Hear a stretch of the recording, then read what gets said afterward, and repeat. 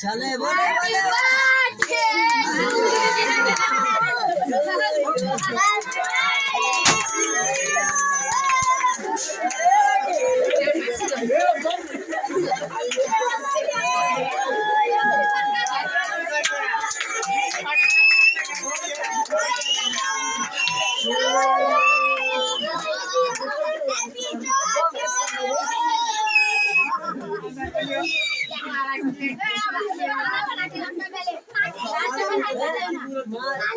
mummy खराब है पकड़ के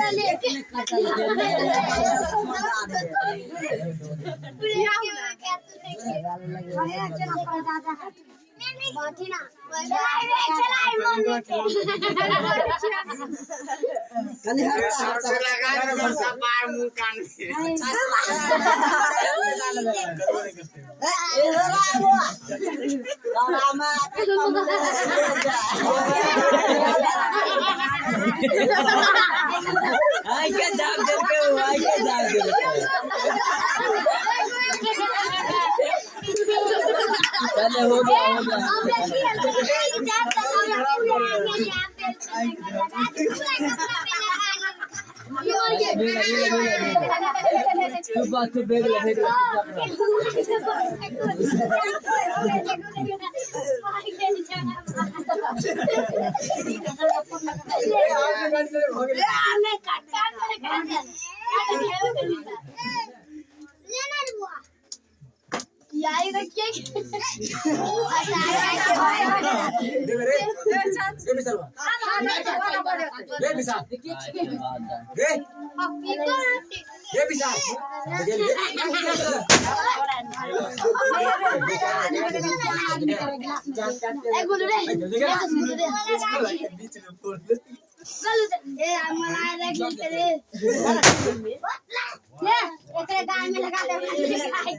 लगा ले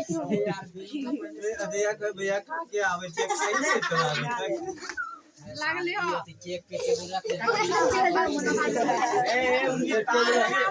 टेबल हटा दे का बाबा के नाम स्वागत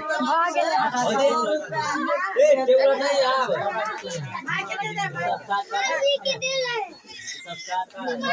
मौसा के तरफ से